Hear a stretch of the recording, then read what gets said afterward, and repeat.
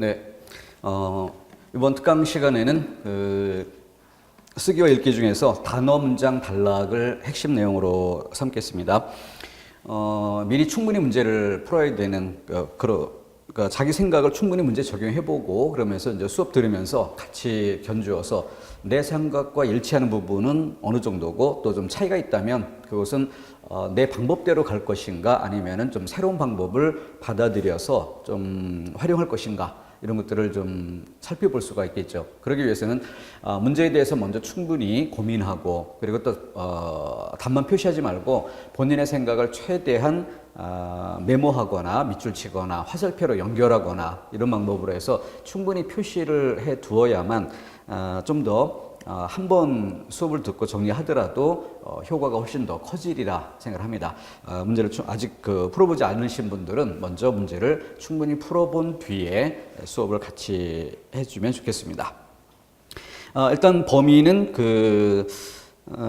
고쳐쓰기라든가 뭐 이런 부분들이 관련된 내용이 좀 들어있고 해서 장문의 과정 전체를 다루기는 좀 부담스럽고 하지만은 단어 문장 단락이라는 큰 주제로 거기에 관련되는 그런 부분은 조금 더 보충해서 이렇게 연결을 지어 가도록 이렇게 진행을 하겠습니다.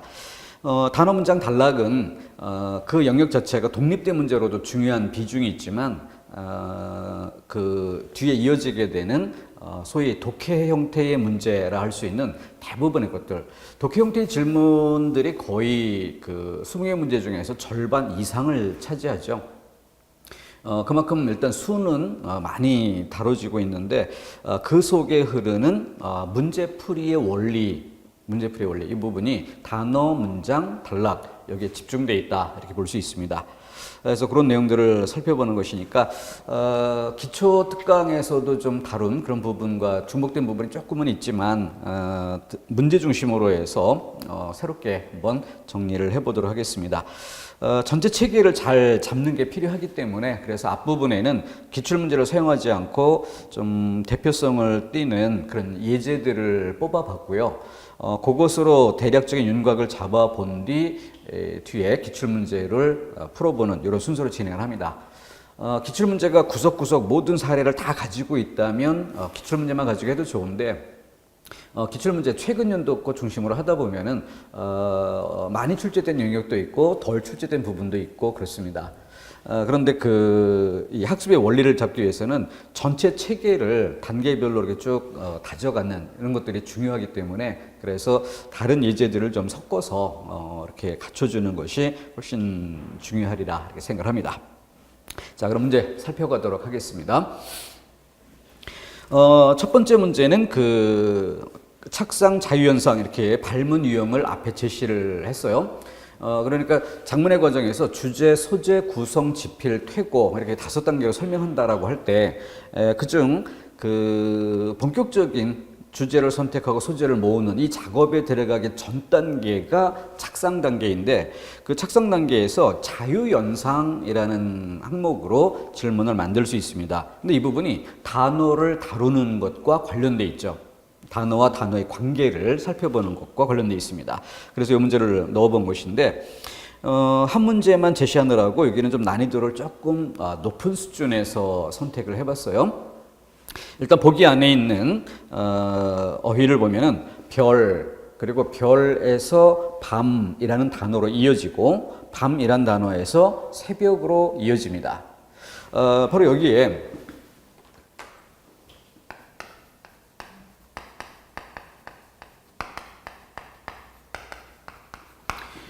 여기에 단어들의 관계가 어떠한가 해서 이 부분을 표시할 수 있는 하위 항목 이런 것들이 명확하게 설명될 수 있어야 되는데 별은 태양빛 같이 강한 빛이 있을 때는 상대적으로 안 보일 수밖에 없죠.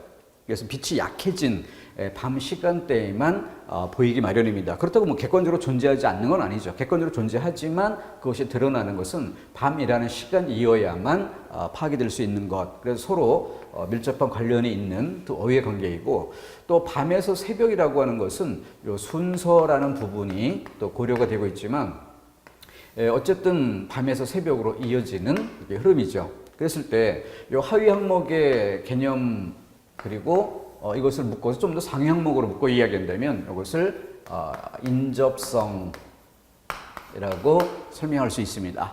인접.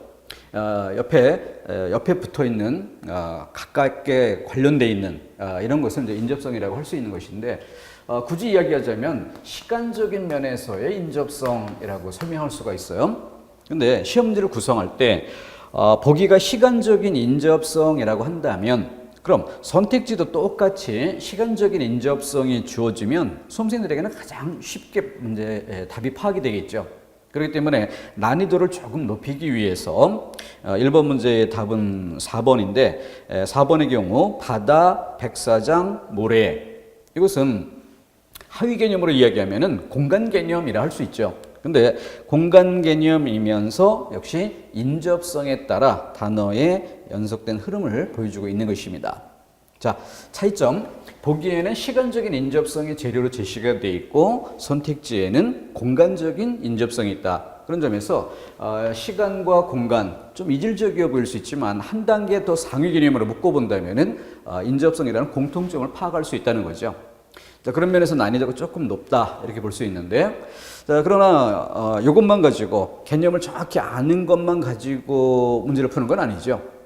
즉 관련 없는 것을 지워나가는 소거법으로도 얼마든지 문제를 풀어갈 수 있습니다. 자, 그렇기 때문에 1번 선택지에 가보면 나무에서 꽃 이렇게 연결된 부분은 이것은 물리적인 인접성이라 할 수 있어요. 그러니까 이 문제 관련이 있다고 볼 수 있죠. 그런데 꽃에서 두 번째 단계에서 세 번째로 꽃에서 미인 이렇게 연결되는 것은 인접성이 전혀 없죠. 이것은 전혀 다른 범주의 것을 유사한 속성에 기대 연결하는 방식입니다. 그렇기 때문에 1번 선택지에서 꽃에서 미인으로 이어지는 두 번째에서 세 번째로 이어지는 부분은 유추라 할 수 있죠. 그리고 이 유추는 주어진 보기하고 전혀 관련이 없다. 가장 이질적이다. 그래서 X로 지워야 할 부분을 여기서 찾아볼 수 있습니다. 또 2번 선택지 가면 초승달 쪽배 초승달에서 쪽배, 초승달의 모양이 배 모양과 비슷하다, 생김새가 비슷하다는 점에서 연결을 지은 거죠. 그렇기 때문에 초승달에서 쪽배로 이어지는 이 앞부분이 역시 유추라 할 수 있습니다. 그렇기 때문에 보기와 관련이 전혀 없는 X, 지워야 할 부분인 것이죠. 똑같은 맥락에서 3번에는 어린아이와 천사를 연결한 바로 이 지점이 역시 유추가 되죠. 그래서 이 개념을 아주 명료하게 이렇게 파악하지는 못한다라고 하더라도 유추라고 하는 것은 아주 이질적인 이런 내용이기 때문에 이 차이점을 지워나가는 이런 방법으로 문제를 푸는 것도 생각해 볼 수 있다. 그렇게 함으로써 문제 난이도를 좀 낮추고 좀 더 정확하게 문제를 풀 수 있게 만들어주는 거죠.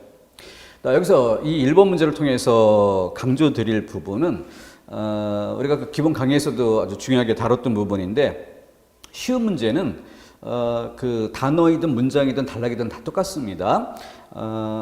그 수준을 동그라미 하나, 동그라미 둘, 동그라미 셋 좀 더 특수한 개념으로부터 일반적 개념으로 차원을 높여갈 때 그때 쉬운 문제는 뭐예요? 가장 낮은 차원인 가장 특수한 항목에서 서로 관련성이 쉽게 파악되는 것. 이것이 제일 쉬운 문제죠. 근데 어려운 문제는 1차적인 그런 단계에서는 두 개가 어떻게 관련되는지 거리가 좀 있어 보이는 그렇지만 이것을 좀 더 일반화해서 좀 더 넓은 범위에서 묶어서 보면 그때 비로소 서로 관련된 범위 안에 놓여 있다.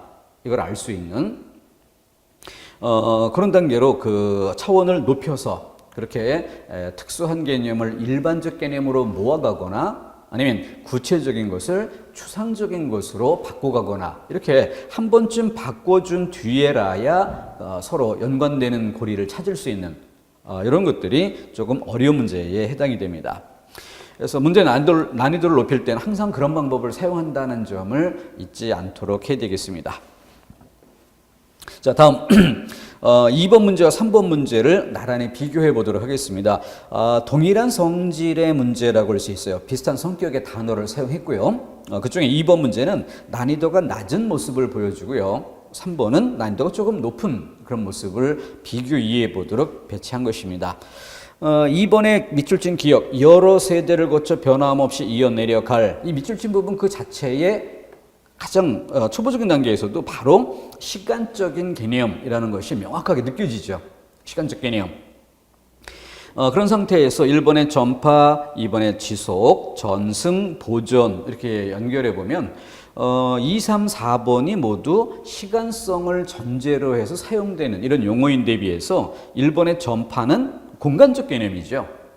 그러니까 이 2번 문제는 시간적 개념과 공간적 개념이라는 차원에서 뚜렷하게 구별되는 그런 시험 문제입니다. 그렇기 때문에 대부분 수험생들이 쉽게 좀 풀어볼 수 있는 그런 문제죠.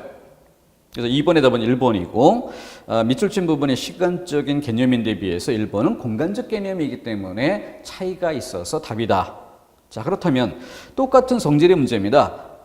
근데 3번은 주어진 보기를 보면 휴머니즘의 역사적 발전인 다채로운 코스를 걸어왔지만 이렇게 해서 비유가 사용되어 있어요.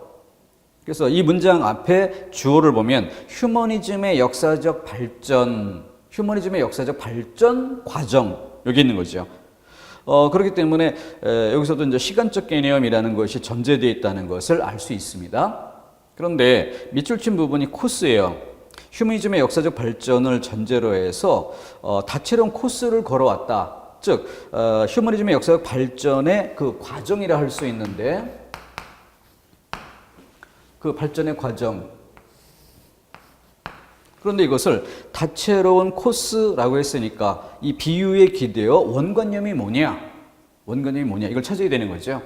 그래서 휴머니즘의 역사적 발전 과정, 그것이 다채로운 코스라 했으니까 하나가 아니라 이렇게 여러 가지 가능성, 이걸 생각해 볼 수 있어야 되겠죠.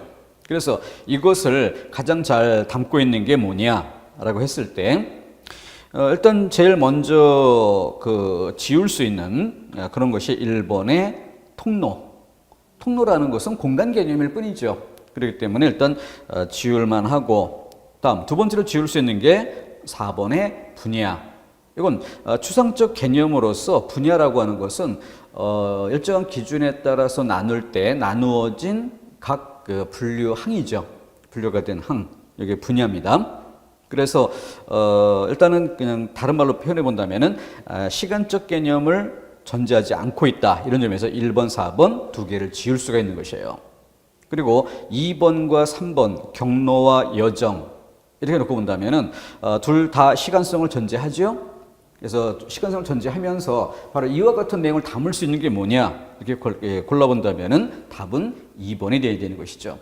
그럼 3번의 여정은 뭐냐? 그럼 여정이라고 하는 것은 이렇게 그려볼 수 있습니다. 이렇게 해서 이렇게 표시해 볼 수 있죠. 그래서 쭉 이어지는 시간의 흐름이 있고 순서가 있고, 그죠? 그런데 여정이라고 하는 것은 그 거쳐가는 각 단계, 순서에 따른 각 지점, 이것을 꼬집어내는 것이 여정입니다. 근데 경로라고 하는 것은 가는 길이죠. 이 여러 가지. 그래서 다채로운 코스라는 것을 만족하는 것은 2번이 답이 되는 것입니다. 자, 이렇게 해서 비슷한 문제이지만 어떻게 출제하는 것이 문제가 쉽고 또 어떻게 출제하는 문제가 조금 난이도가 높아질 수 있는가 하는 건 이걸 좀 살펴보면 좋겠고요. 다음 문장 차원으로 가서 좀 몇 개 보겠습니다. 자, 문장에서 1번 문제.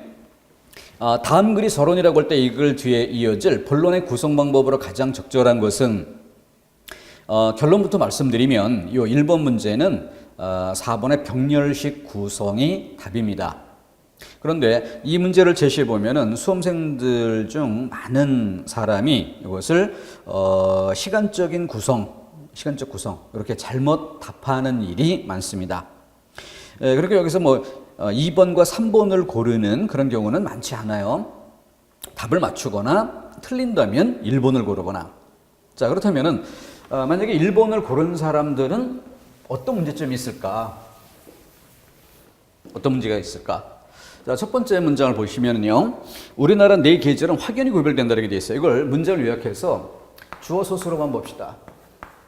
그럼 우리나라 계절은 우리나라 계절은 확연히 구별된다.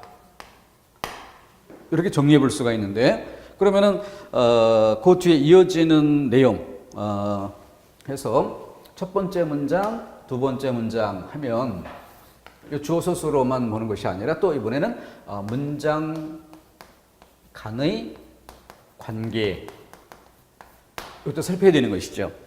그럼 뒤에 이어지는 문장을 보면 그것은 각 계절의 특징이 현저하게 다르기 때문이다. 이 두 번째 문장을 요약해서 가장 핵심적인 단어, 이걸 골라본다면 뭐가 될까요? 계절별 특징, 현저하게 다르다. 그러니까 현저하게 다르다. 이걸 그대로 밑줄 쳐서 표시를 하거나 아니면 좀 다른 단어로 깔끔하게 정돈을 해준다면은 두 번째 문장의 핵심 뭐예요? 바로 차이. 여기에 초점이 있다라고 볼 수 있겠죠. 자, 그래서 이런 두 가지를 고려해야 되는 것인데, 그렇기 때문에 이런 것의 문제예요. 자, 봄, 여름, 가을, 겨울입니다. 근데 이 봄, 여름, 가을, 겨울을 말하는 방식, 이게 시간적인 것과 관련이 깊기 때문에 봄, 여름, 가을, 겨울 이렇게 생각하기 쉬워요. 이렇게 파란색으로 표시해 본 이 방식으로 이해한다면 당연히 답이 1번이 되겠죠.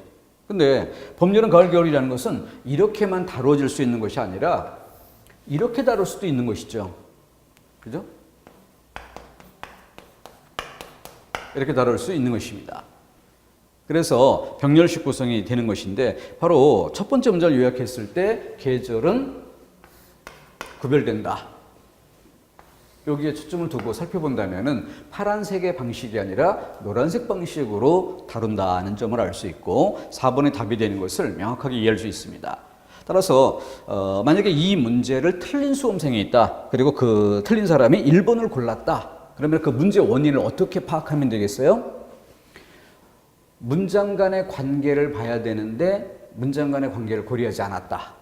또 한 문장을 놓고 볼 때 가장 기본인 데는 주어 서술어를 같이 봐야 되는데, 주어 서술어랑 덩어리를 봐야 되는데 주어만 본 거죠. 단어에만 주목한 거죠. 그랬을 때 시간성이라는 편견을 갖게 되는 것입니다. 그래서 어떤 단어들마다 인상적인, 특징적인 그런 요소들을 갖고 있어요. 근데 그에 부합하는 쪽으로 출제하면 당연히 우리 모국어 사용자들인데 당연히 쉽게 느끼겠죠. 그러니까 시험 문제에서 난이도를 높이는 것은 뭐예요? 바로 그 단어가 가지는 보편적 속성, 이것이 아닌 측면을 다룰 때 난이도가 또 높아진다 이렇게 볼 수 있겠고, 그러면은 그걸 파악하기 위해서는 제시어만 보는 게 아니라 그 제시어에 대해서 서술해주는, 풀어주는 단어 아니면 꾸며주는 단어, 그러니까 한 단어를 주목하는 게 아니라 그 단어를 설명해 줄 수 있는 다른 단어와의 관계를 고려해야 한다. 단어만 보는 게 아니라 문장을 봐야 한다. 이렇게 해결 방법을 찾도록 해야 되겠죠. 자, 다음 두 번째, 세 번째 유사한 문제인데,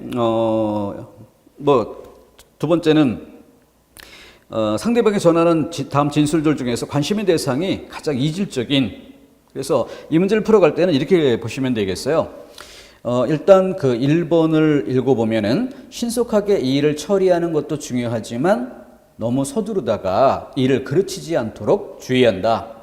그래서 서술 대상이 뭐냐라고 할 때 바로 일이고 이 일을 그르치지 않도록 주의한다 이렇게 강조한 거죠.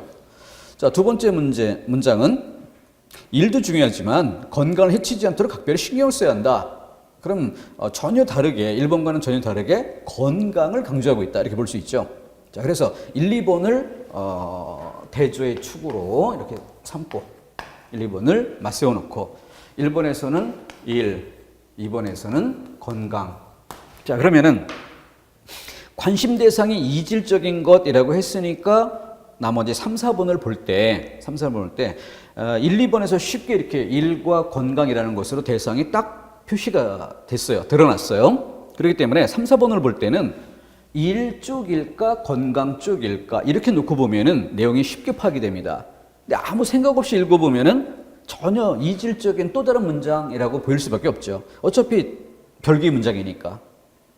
자, 3번. 부모 곁을 떠나 있다고 방탕하게 생활하지 말고 식사는 제때 잘 챙겨 먹어야 한다. 당연히 식사 잘 챙겨야 된다는 얘기는 1번, 2번 어디에도 속하지 않는 다른 얘기예요. 그리고 4번에 횡단보도 건널 때 좌우 살피고 건너야 한다. 또 다른 얘기입니다. 이렇게 보면 답이 안 나오죠? 자, 이렇게 와서. 그럼 이건 일을 강조한 걸까? 건강을 강조한 걸까? 식사는 제때 챙기자. 어디에요? 그럼 건강이라는 방향이 보이겠고, 또 횡단보도 건널 때 좌우를 살피고 교통사고 나서 다치지 않게 라는 뜻이니까 건강과 관련되어 있다라고 볼 수 있죠. 그렇게 해서 이질적인 것은 1번의 1 이렇게. 바로 앞쪽 페이지에서도 강조했던 것처럼 최하 단위에서 보면 어때요? 1, 2, 3, 4가 다 별개의 내용입니다.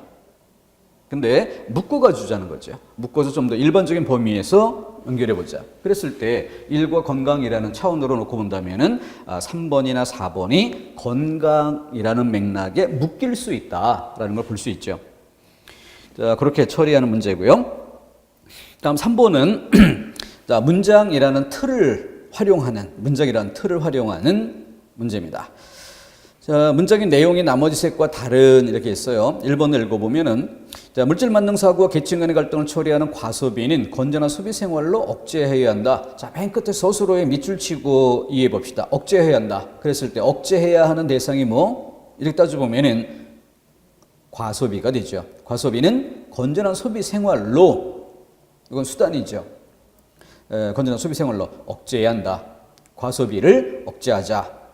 그럼 2번, 건강한 소비 생활을 통해 물질 만능사고 계층 간의 갈등을 조장하는 과소비를 막아야 한다. 이번에는 막아야 한다에 기대어 그 대상 과소비를 막아야 한다. 제일 쉽게 파악되는 것이 2번과 4번이에요. 왜냐하면 맨 마지막에 소설어가 있고 그 소설어 바로 앞에 그 대상이 노출되어 있기 때문이죠. 2번 과소비를 막아야 한다. 4번 과소비를 저지해야 한다. 저지해야 한다라고 조금 단어가 달리 쓰이고 있지만 바로 앞에 목적어와 서술의 호응이란 점에서 가까이 붙어 있죠. 그만큼 대상 파악이 쉬워집니다. 그랬을 때 1번, 3번 중 어느 것이냐 이렇게 접근해야 하는 그런 문제인데 1번은 과소비를 억제하다 이렇게 되어 있지만 3번은 갈등을 막아야 한다. 막아야 할 대상은 과소비가 아니라 갈등이 대상이 되는 이런 문장입니다. 자, 그래서 주어, 서술어처럼 주어, 목적어, 서술어. 여기는 목적어, 서술어의 호응 관계에 초점을 두고 문제를 풀어야 하는 그런 경우죠. 그래서 문장의 성분을 파악해보는 지극히 문법적인 이런 판단이 요구되는 거죠. 그렇게 해서 문제를 풀어야 하는 경우였다. 다음 네 번째, 역시 문장 차원에서 살펴볼 내용인데 적절치 못한 문장을 올바르게 고쳐 쓰는 그런 문장이 뭐냐. 물론 어법과 비문에서도 많이 다룰 그런 성질의 것입니다.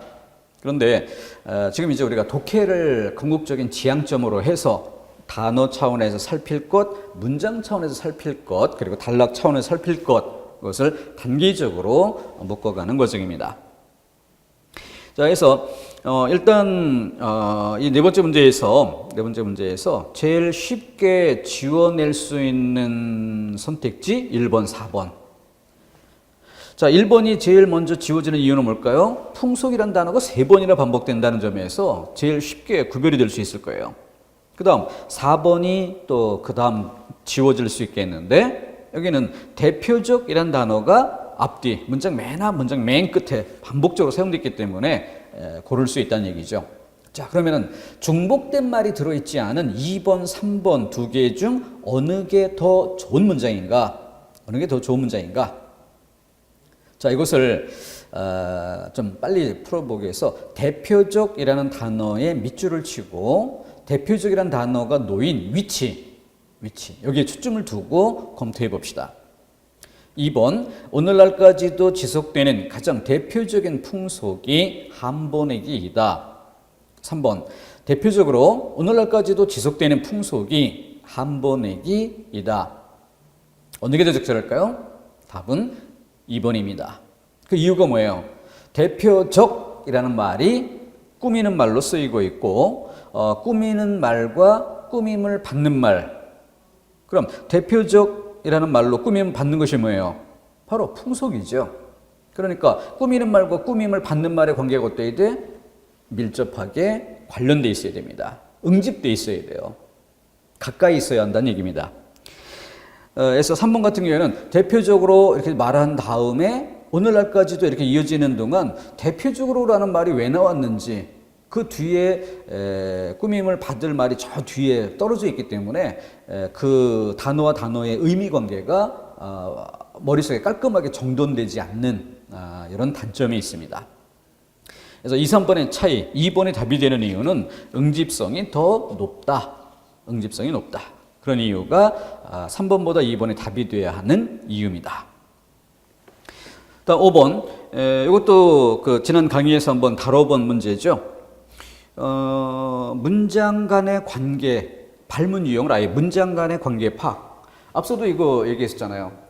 우리나라 4계절 확연히 구별된다 라고 한 다음에 두 번째 문장을 보면 서술 초점이 요 구별 여기 있음이 그 다음 문장에 의해서 보충될 수 있다. 자, 이것처럼 이 단락을 이해하는데도 첫 번째 문장 우리나라는 산수가 아름답기로 유명하다. 그리고 특히 우리나라 물맛은 자랑할 만하다. 이렇게 이어지는데 이 문장과 문장의 관계를 쭉 살펴볼 필요가 있어요. 그랬을 때 1번에는 산수가 아름답기로 유명하다. 산수가 아름답기로 유명하다. 자, 이것이 이거 지우지 말고 그냥 요 밑에다 놓고 볼까요? 자, 우리나라 산수가 아름답기로 유명하다. 이렇게 돼 있는데 자, 이것을 1차원적인 단어 사용이라고 봅시다. 이것을 좀 더 넓은 차원에서 일반화해 봅시다. 그럼 뭐예요? 산수라는 말은 자연 이런 정도로 바꿀 수 있고 아름답다는 말은 좋다는 말로 바꿀 수 있습니다. 그런 상태에서 여기에 기대어 나머지 문장들을 이해해 보는 거죠. 자, 그랬을 때 두 번째 문장, 세 번째 문장 그리고 마무리 이렇게 연결해 볼 때 두 번째 문장 물, 맛, 자랑할 만하다. 세 번째 샘물 그대로 마실 수 있는 나라 드물다. 우리나라는 샘물을 그대로 받아 마실 수 있다. 그리고 나서 마지막 하늘이 준 큰 혜택이다. 이렇게 마무리가 되고 있어요. 그러니까 여기에서는 물 맛이 좋다. 샘물 그대로 마실 수 있다. 자, 이 정도 놓고 평가했을 때 어때요? 답이 1번입니다. 풍부한 재료를 활용하지 못하고 몸이 건조하다. 왜? 물이라는 한 가지 소재만으로 글을 썼기 때문에 그러니까 풍부한 재료 활용하지 못했다라는 말에 정확히 맞아 떨어지는 것이에요. 근데 이 문제는 수험생들이 가장 많이 오답, 함정에 빠져드는 경우가 바로 3번을 답으로 고르는 그런 경우인데요. 중심 문장과 뒷받침 문장이 논리적으로 배열되지 못해 어색한 글이 되고 말았다. 이렇게 판단하는 지점이 어디일까요? 첫 번째 문장에는 아름답다라고 했는데 두 번째 문장에는 맛이 좋다라고 했다.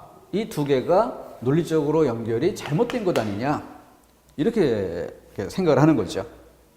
그래서 아까 얘기했던 것과 똑같은 맥락에서 1차원적인 면에서는 아름답다와 맛이 좋다라는 건 예를 들어 좀 쉽게 정돈해서 이야기하면 시각적인 것과 미각적인 것이라고 얘기해 봅시다.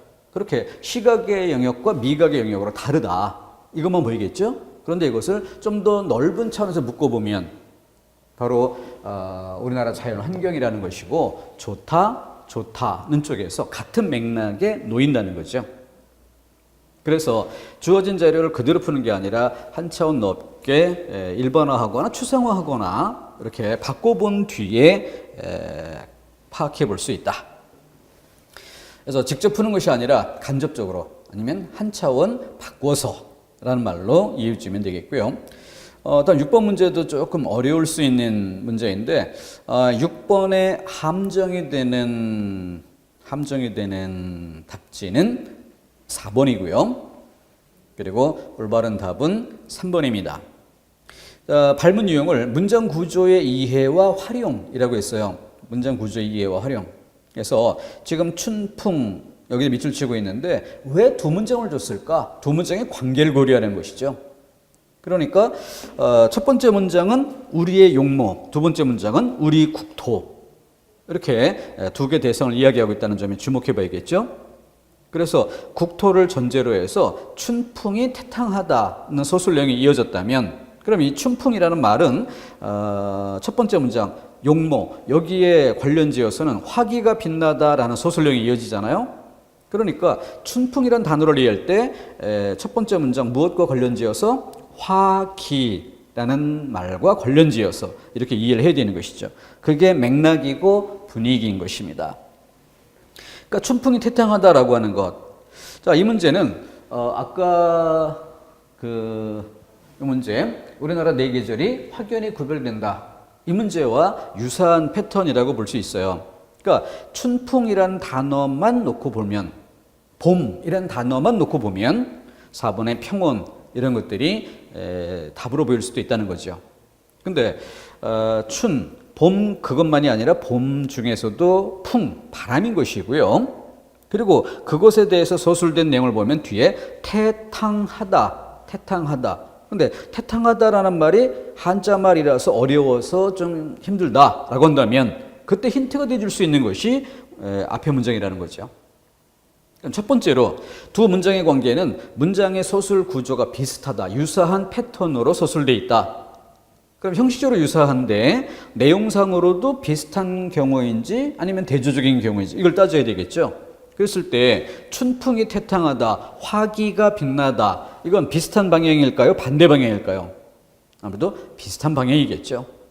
그러니까 춘풍 여기에서 우리가 잡아내야 될 이미지는 일차적으로 태탕하다인데 이 말이 어려우니까 바로 앞문장과 관련지어서 춘풍과 화기를 연결하고 그래서 화기가 빛나다라는 서술 맥락과 연결 지어서 춘풍의 이미지를 파악하자면 바로 봄 자체가 아니라 봄의 따뜻함이 아니라 봄이 주는 바로 약동하는 봄의 기운이라 할 수 있죠.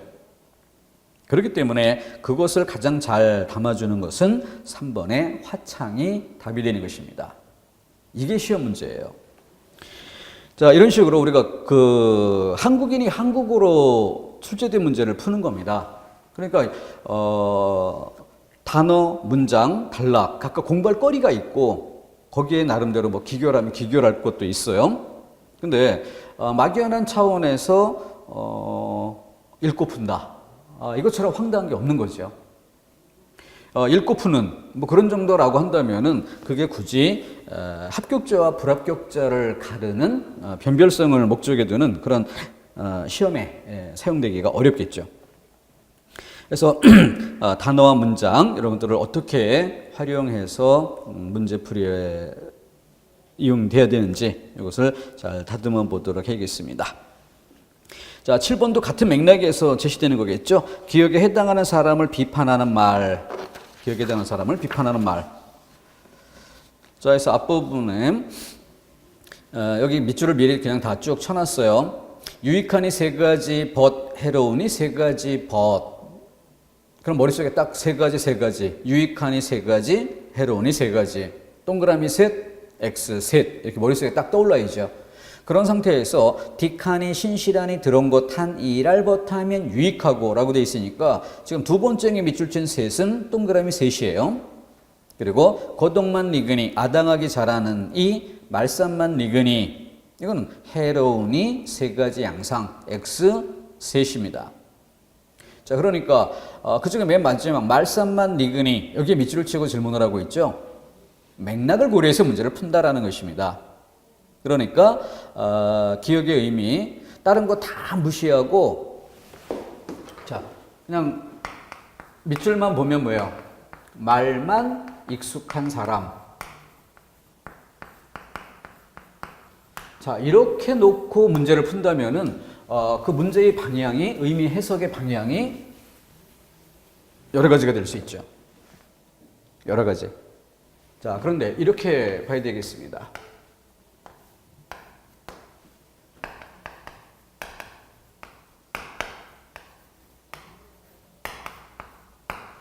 실천, 행동하지 않으면서 말만 익숙한 사람, 이런 맥락으로 이해할 수도 있는 거죠.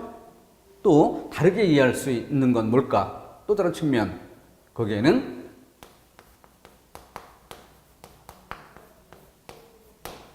아는 것도 없으면서 말만 익숙한 사람, 이런 맥락도 가능한 거예요. 그래서 그러면은 위아래 짝을 지어 연결하면 딕하니 신실하니 들어온 것 한 이, 유익하니 세 번째는 뭡니까? 들어온 것 한 이, 들어온 것이 많은 사람, 견문이 풍부한 사람이란 뜻입니다.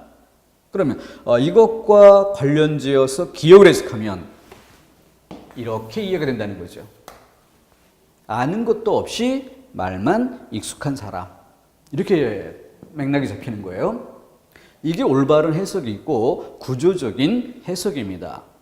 그래서 이 문제가 옛날 우리나라 좀 유명한 참고서에 있었던 그런 문제인데 아주 재밌는 현상이 있어요. 그래서 제가 이 문제를 많이 사용합니다. 그게 뭐냐면은 이 문제가 그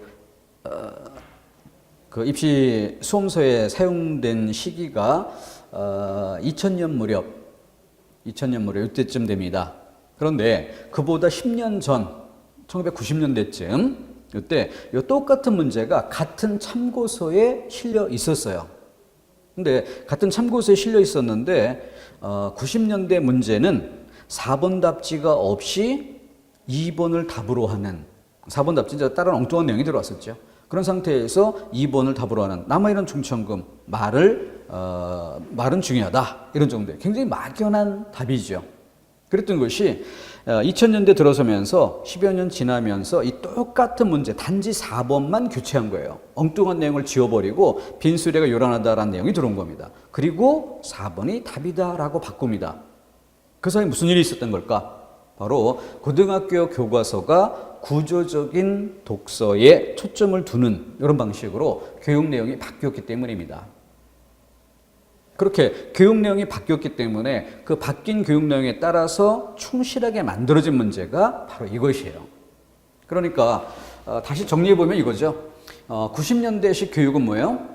바로 실천 행동 없이 또는 아는 것도 없이 이런 맥락도 없이 그냥 말만 익숙한 사람이란 뜻이 뭐냐 이렇게 직접 묻는, 맥락도 없이 묻는, 이게 옛날 교육이었다는 거죠. 근데 2000년대 들어서 그러면서 이것과 관련지어서 해석해야 되는 경우와 이것과 관련지어 해석해야 되는 경우라는 것을 구별하도록 질문하고 있다는 거죠. 그렇게 짜임새가 바뀌었고 지금까지 또 세월이 많이 흘렀어요. 그러니까 이와 같은 것이 아주 익숙해져 있는 그런 상태라고 볼 수 있는 거죠. 그런 걸 고려하면서 문제를 풀어야 하는 것이 우리 국어 문제입니다. 자, 다음 밑으로 내려가면은 이제 고전문 독해 좀 참고하라는 뜻으로다가 두 개의 박스 배치를 해봤고요. 가볍게 읽어보시면 좋습니다.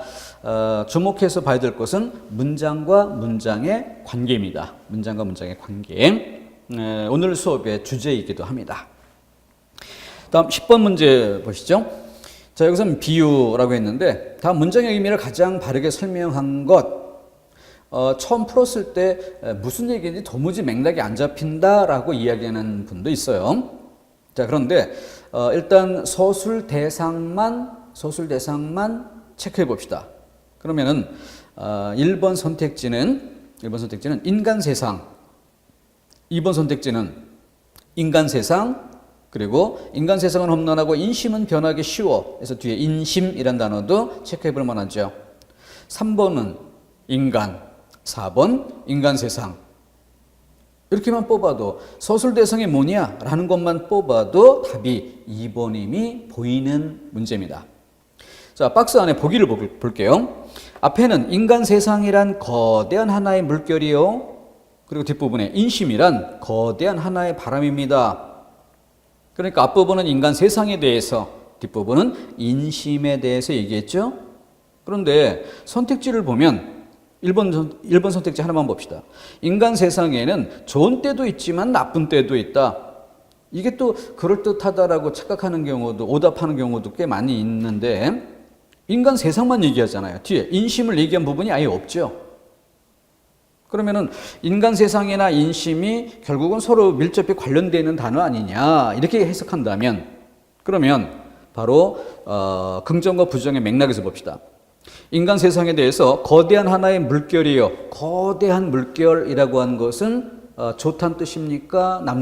나쁘다는 뜻입니까? 이 맥락이 어울리지 않는다면은 힘들다 아니면 뭐 편안하다 이런 구도로 한번 본다면은 거대한 하나의 물결이라는 건 아무래도 힘들다 이런 맥락이 되겠죠. 그러면 굳이 긍정 부정 이런 맥락에서 보면 좀 부정적인 측면 이걸 얘기한다라고 볼 수 있습니다. 자, 그럼 뒷부분에 인심이란 거대한 하나의 바람입니다. 이건 어떻게 볼까요? 긍정으로 볼까 부정으로 볼까? 거대한 하나의 바람 역시 부정이죠. 그럼 앞에 것도 부정이고 뒤에 것도 부정이고 둘 다 부정의 방향입니다. 근데 1번 답지는 어때요? 좋은 때도 있고 나쁜 때도 있다? 이거는 서로 좋은 때 나쁜 때 서로 다른 방향을 이야기하고 있잖아요. 그러니까 인간 세상과 뒤에 인심이라는 이 두 단어가 글자는 다르지만 하위 개념으로는 다른 대상이지만 마치 뭐 분필하고 지우개처럼 그죠? 하위 개념에서는 다른 거죠. 그런데 좀 더 일반화시키면은 교구라는 점에서 묶을 수 있잖아요. 그것처럼 인간 세상과 인심도 같은 것으로 묶을 수 있다라고 가정한다면 뒤에 서술 방향을 봐야죠. 근데 서술 방향이 보기 안에는 거대한 물결, 거대한 바람. 그래서 긍정으로 보든 부정으로 보든 어느 한쪽 방향으로 일치돼야 한다는 거죠. 근데 1번 답지는 좋은 때 나쁜 때 서로 다른 방향을 말하고 있다. 그러니까 이건 답이 될 수 없는 게 분명하죠. 자, 이곳으로 이 짜임새를 보는 것에 익숙해져야 되겠다. 짜임새를 보는 것에 익숙해져야 되겠다는 것을 한번 연습해보는 그런 도구로 삼아야겠습니다. 자, 이렇게 10번 문제 이용하시고요. 다음 뒤에 이제 단락이란 차원으로 가서 자, 단어와 문장을 모아서 이제 단락으로 이어오는 건데, 여기 5페이지 맨 위에 완결성, 통일성, 긴밀성 이렇게 얘기한 것처럼 완결성에서는 되게 무엇을 다루느냐? 그래서 주제문의 영역과 뒷받침 문장의 영역이 잘 갖춰야 된다. 완결이라 할 만큼 충분하게 갖춰져 있어야 한다. 밑에 1번 문제 봅시다. 1번의 1번 선택지를 보면은 인간과 자연의 물질 대사로서 노동은 두 가지 의미를 갖는다. 앞에 두 가지라고 했는데 뒤에 문장을 보면은 한 가지만 이야기할 뿐 두 가지를 이야기하지 못하고 있어요. 그러니까 충분하지 못하죠. 이런 것들이 이제 완결되어 있지 못하다 이런 뜻이고요. 답은 2번이고 3번 선택지 가봅니다. 생물은 생물에서만 태어나지 자연적으로 발생하지 않는다. 그리고 뒤에 플러스 문장을 보면은 무기물로부터 유기물이 합성될 수 있다는 사실로 보아. 자, 단어를 바꿔 쓰고 있는데 무기물로부터 유기물이 합성될 수 있다. 바로 여기에 밑줄 치고 보면 이건 뭐예요? 바로 생물은 생물에서만 태어나는 것이다 라는 것을 부정하는 정반대의 논리가 되죠. 자, 유기물을 생물이라고 바꿔본다면 무기물은 무생물이죠. 그러니까 무생물로부터 생물이 합성될 수 있다. 이런 맥락이 되는 거예요. 앞에 있는 내용을 정면에서 부정한 정반대 방향으로 서술한 그런 내용입니다. 그러니까 잘못됐다는 걸 좀 쉽게 고를 수가 있죠. 좀 어렵게 보일 수 있는 게 4번인데 4번은 서술 초점이 다르다. 이건 그림으로 그래 설명해 보겠습니다. 4번에 앞에 제시된 문장을 보면은 그러니까 주제문으로 봅시다. 상품미는 예술미를 베낀 것이라 할 수 있다. 그러면은 예술미를 뺏겨서 상품미를 만들어냈다. 자, 이렇게 화살표 방향으로 베낀 것 이런 단어를 이렇게 화살표로 표시해 본 거예요. 자, 그런데 뒤에 이어지는 문장을 풀어보면 뭐예요? 맨 마지막 문장 봅시다. 예술미라기보다 상품미이다. 이 얘기는 뭐예요?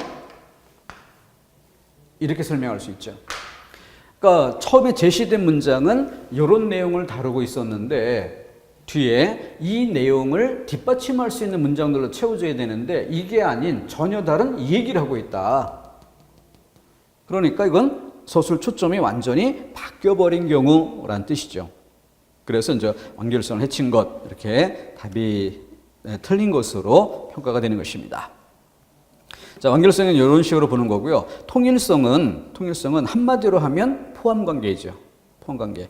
자, 거기서 2번 문제 보면은 일단 제일 중요한 게 이 문제의 문제 풀이법은 앞에서 살펴봤었던 우리나라 네 계절은 확연히 이 문제가 아니라 그 앞쪽에 있었던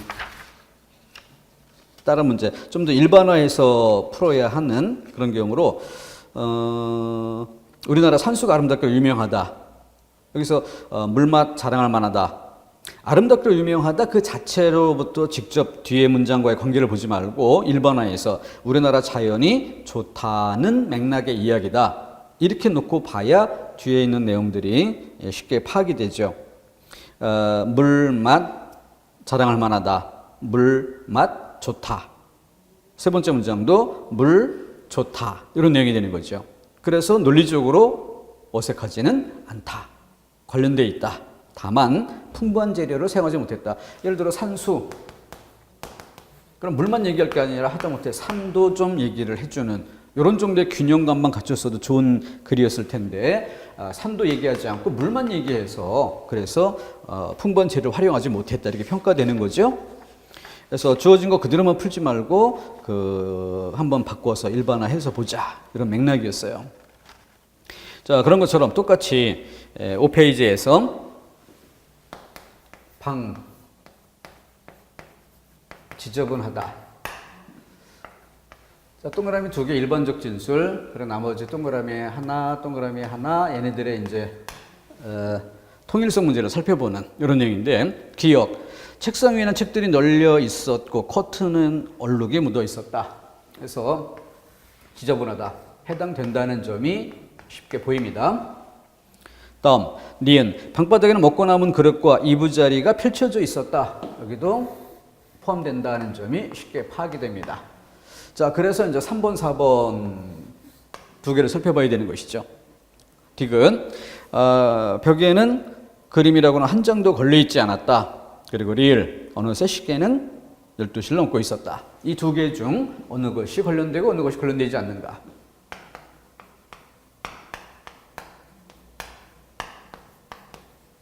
벽에는 그림이라고는 한 장도 걸려있지 않았다 하고 시계는 12시를 넘고 있었다 라고 했을 때 이것은 포함시킬 수가 있고 이것은 가장 이질적이다.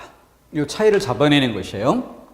그럼 어떻게 가능한가? 여기서는 벽에는 그림이라고는 한 장도 지 않았다. 이 맥락, 이 문체, 이것은 부정적인 뉘앙스를 풍기죠. 자, 따라서 이 부분은 깨끗하다라는 의미로 쓴 게 아니고요. 깨끗하다라는 의미로 쓴 게 아니라 삭막하다. 이런 정도의 의미가 되는 것이고 이것을 지저분하다라는 말과 직접 관련 지어보면은 포함되는지 아닌지 파악하기가 쉽지 않지만 이것을 좀 더 일반적인 범위로 확대해 보면 방이 지저분하다는 것은 우리 삶의 환경으로서 좋지 못하다, 쾌적하지 못하다 이런 맥락이 되는 것이고 이렇게 좀 더 일반화했을 때 이것이 삭막하다 이 내용이 여기에 포함될 수 있음을 알게 되는 것이죠. 그런데 시간 얘기는 아무 상관도 없는 것입니다.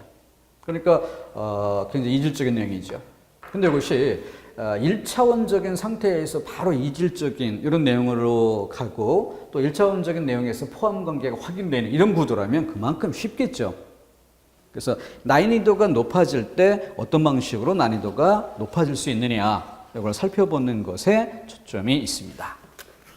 그렇게 정리해 두시고 다음 3번 문제는 이건 간단하게 그 답이 되는 양식을 그림으로 설명을 드릴게요. 이를테면은 주제문이 동그라미 3개 수준의 문장. 그러니까 학기 초에 내가 좋아하는 멋쟁이 선생님께서 그렇게 강조하시던 양치질을 이제서야 하게 되었다. 뭐 이런 정도 맥락에서 양치질 여기에 초점이 있다는 것을 잡아보고요. 그러면서 해당되는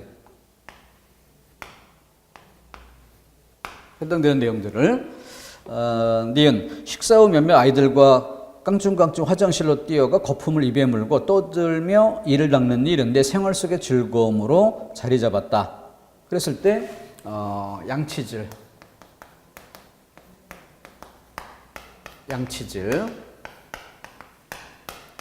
이렇게 된다면 그 중에 답이 되는 것은 리을이 답이 되는 방식은 바로 칫솔을 말하고 있다. 즉 동그라미 3개 수준의 주제문이 주어진다면 동그라미 2개 수준의 하위 항목들이 동그라미 3개를 뒷받침할 수 있어야 됩니다.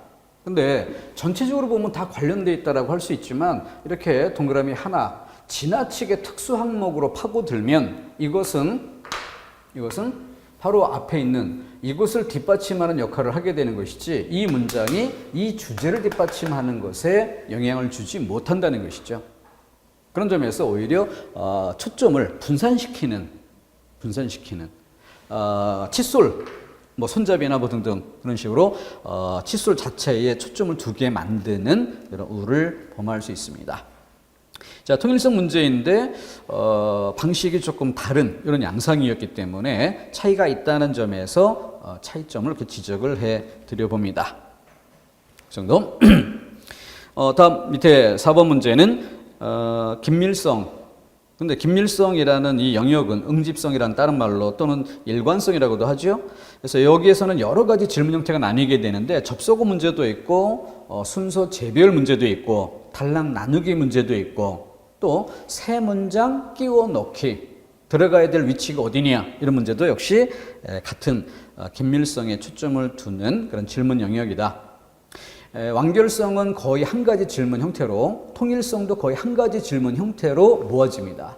그런데 일관성, 긴밀성 이 영역은 아주 여러 가지 질문 형태로 다양화되어 있고요. 그래서 다양한 질문 영역을 대표성 있는 한 3문제 정도씩 좋은 문제를 골라서 배치해두고 연습하는 게 중요하겠습니다. 자, 여기는 그 앞부분에 그 4번 문제. 문화는 사회 안에서 존재하는 것이며 인간만이 가지는 것이다. 문화, 인간만이 갖는 것이며 사회 안에 존재하는 것이다. 이렇게 얘기를 했는데 뒤에 괄호 뒷부분의 문장을 보면은 괄호 뒷부분에서 제일 중요한 소설 초점이 어디가 되겠어요? 끝부분에 그 사실을 발견한 것은 그리 오래된 일이 아니다. 그러니까 좀 그 앞에 문화가 사회 안에 존재하는 것이다 라고 한다면 그러면 당연히 알고 있는 것이라는 걸 기대하게 만드는 거죠. 근데 그 기대와 달리 그것을 발견한 것이 오래된 일이 아니다 라는 것은 앞에 첫 번째 문장에서 기대되는 그 내용의 방향과 다르다는 것이고 그래서 역접의 접속어가 필요하다 이렇게 연결할 수 있는 거죠. 자, 그래서 그 정도 살펴두고 뒤에 7페이지는 위에 있는 글과 아래에 있는 글이 동일한 글이에요. 근데 위에 있는 글을 좀 더 알아보기 쉽게 제가 늘 강조드리는 마침표가 나오면 엔터 쳐서 아래 행으로 끊어내리고 항상 매 문장을 왼쪽에서 시작해서 오른쪽으로 끝날 수 있도록 문장이 길면 2행으로 써도 되고요. 이렇게 정돈을 해주면 문장과 문장의 관계가 잘 보이고 또 한 문장 안에서도 서술 대상과 서술 내용, 주어 서술어 이 내용이 눈에 잘 뜨인다는 거죠. 그렇게 해줌으로써 독해를 구조적으로 독해할 수 있는 환경을 만들어주는 거죠. 그래서 그냥 맹목적으로 그냥 쭉 문장 순서대로 따라 읽어가는 이런 방식이 아니라 문장과 문장의 관계를 보고 한 문장 안에서는 주어 스스로를 주목해서 보는, 그래서 위 문장 아래 문장을 주어끼리 견주어보고 서술어끼리 견주어보는, 그러면서 전체 속에서 그 위치가 어떠한가를 따져보는 것이 구조적인 독해라 할 수 있는데요. 그것을 돕는 그런 방법이 바로 이런 행배열 방식입니다. 자, 거기에 기대어서 뒤에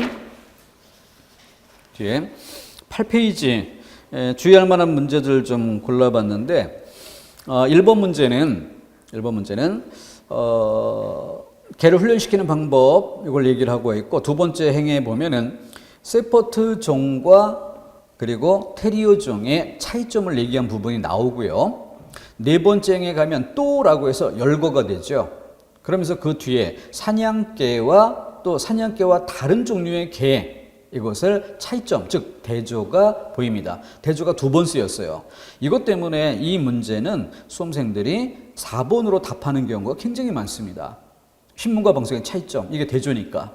대조가 두 번 보였으니까. 자, 그래서 이 문제를 그림으로 그리면 또 여기다 연결해 볼 수 있는데요. 바로 여기에 A와 B가 이렇게 대조가 되고, 가와 나가 대조가 되고, 대조가 두 번이나 보인 거예요.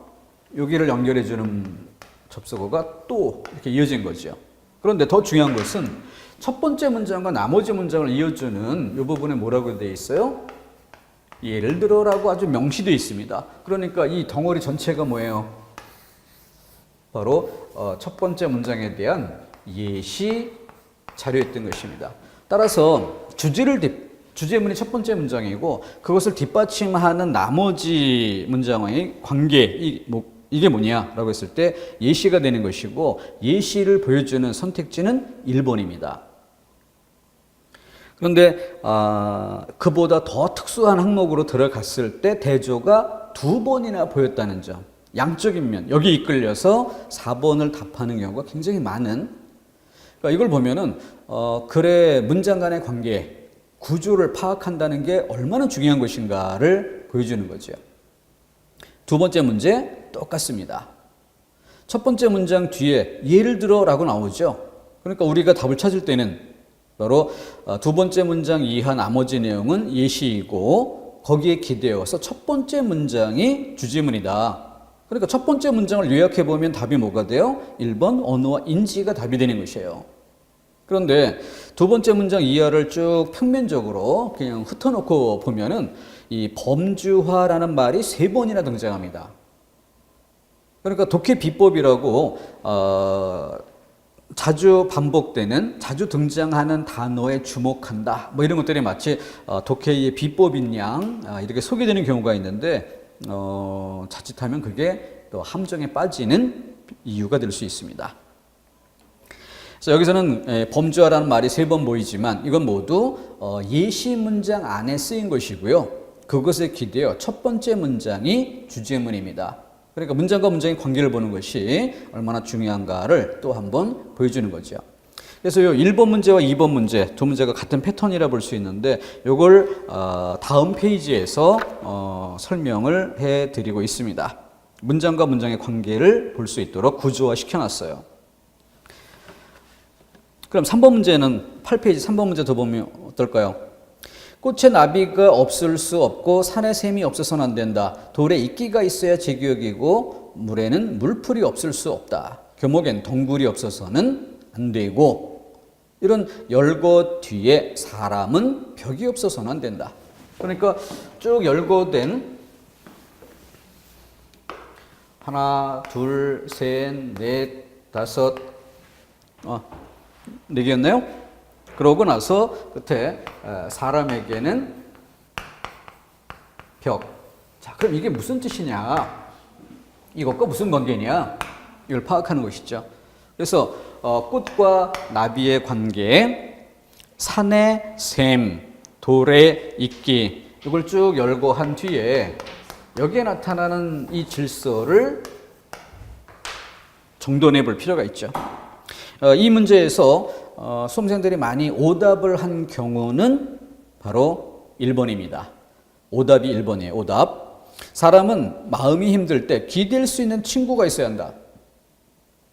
언뜻 꽃과 꽃이 아닌 그 주변의 나비, 산과 산 자체가 아닌 다른 대상 샘, 돌과 또 다른 대상 이끼, 이런 식으로 이해를 했던 거죠. 그래서 사람 그리고 또 다른 대상으로서의 친구, 이렇게. 자, 그러면은 그런 구도가 성립되는가? 돌에 이끼 붙어 있죠. 물에 물풀 함께 있는 것이고 교목과 덩굴도 같이 있는 틀입니다. 나비는 날아다니긴 하지만 여기서는 꽃의 나비를 이야기할 때는 바로 꽃 위에 앉아서 꿀을 빠는 이런 상태를 이야기하는 것이죠. 그것의 공통점을 놓고 이해를 해야 될 것입니다. 또 1번이 만약에 답이 될 수 있으려면 뭐가 돼야 돼요? 힘들 때 기대다. 자, 주어와 대상이라고 봅시다. 주체와 대상. 그러면은 1번을 잠정적으로 답으로 했다면 꽃이 나비에 기대는가? 그럴 수 있다. 왜냐하면 나비가 와야 수정이 될 수 있으니까. 그래서 이거는 맞아 떨어진다라고 볼 수 있는데 산에 샘이 없어서는 안 된다. 산이 샘에 기대는가? 그리고 돌이 이끼에 기대는가? 물에 물풀이 기대는가? 이런 식으로 맥락에 똑같은 맥락으로 설명될 수 있는지 역으로 검증할 필요가 있습니다. 답이 3번인 경우인데 그냥 언뜻 막연히 드는 인상적인 느낌, 여기에 기대어서 답을 했을 때 실수가 나올 수 있는 그런 경우를 잘 보여주고 있는 것이죠. 그 점 유념토록 해야 되겠고 9페이지는 그래서 이렇게 글을 구조적으로 이해할 수 있도록 행 단위로 끊어내리고 그리고 또 위상관계를 동그라미 개수, 일반과 특수 이런 관계를 그림으로 표시해보고 이렇게 정리를 하는 습관이 들어야만 좀 더 쉽게 파악될 수 있다는 것을 보여주는 것이죠. 자, 그러고 나서 이제 10페이지 조금 언급하고 끊어가겠습니다. 10페이지는 바로 지금 구조적인 독서, 구조적인 독해, 구조적인 문제풀이를 제가 강조드리고 있는데 그런 맥락에서 근거라 할 수 있는 교과서 지문, 그래서 중국의 단벽, 일본의 단벽, 여기에 밑줄을 치고 밑에 설명이 뭐라고 되어 있는가 하면은 이 글에 대한 이해는 글 전체 구조 속에서 이 글이 차지하는 위상에 따라 달라지는데 전체 글이 무엇을 설명하고 있느냐에 따라 이 글이 차지하는 구조적 위상이 달라진다. 이걸 풀어 이야기하면 중국의 단벽을 설명하는 이게 주제문이 되는 경우가 있다면 지금은 중국의 단벽, 일본의 단벽 이렇게만 병렬적으로 나열된 양상입니다. 근데 요 인용문보다 앞에 중국의 담의 특징은 여기에 있다라는 말이 나온다면 그러면 이 글은 중국의 담을 설명하는 목적을 가지면서 중국의 담과 일본의 담이 대조가 되는 이런 양상이 되겠죠. 그러면 예를 들어서 중국의 담이 앞에 나오는 그래서 주제문이 앞에 나오는 두괄식이라고 이해할 수 있는 겁니다. 근데 일본의 담을 설명하는 글이다라고 하면 미괄식이라고 이해할 수도 있는 거죠. 근데 그게 아니라 한국의 담을 설명하려는 것이라면 그 한국의 담을 얘기하는 것이 어디 있느냐에 따라서 평가가 또 달라지겠죠. 바로 그걸 이야기하는 것입니다. 그리고 두 번째 박스로 내려가면은 지금 네 단락을 인용했어요. 네 단락. 근데 1, 2, 3단락을 이렇게 표시할 수 있습니다. 1단락에 동그라미 셋, 글의 구조, 독서에 도움이 된다. 상위 구조, 하위 구조. 상위 구조가 하위 구조보다 더 잘 기억된다. 그리고 나서 뺑덕 어멈이 악녀이고 그리고 심청이 효녀라는 점. 자, 이런 사례들, 이런 것들이 바로 상위 구조, 하위 구조라는 것에 대한 뒷받침.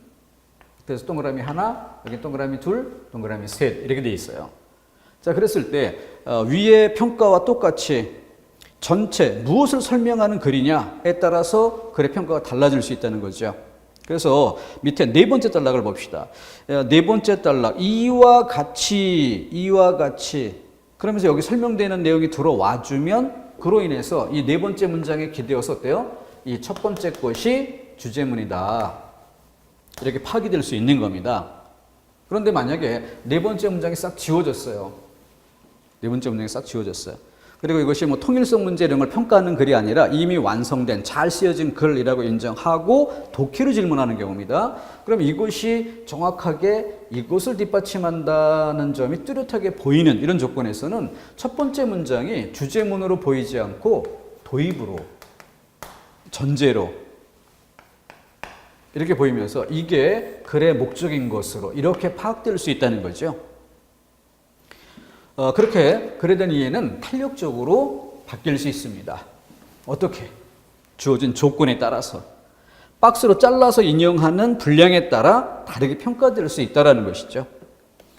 자, 이런 것들을 가르치는 것이 고등학교 국어의 내용이었고요. 이런 내용들을 가르치고 있기 때문에 시험 문제가 뭘 출제하겠습니까? 바로 그것을 올바르게 공부했는지를 평가할 수 있게 그런 방식으로 문제가 구성이 된다는 것이죠.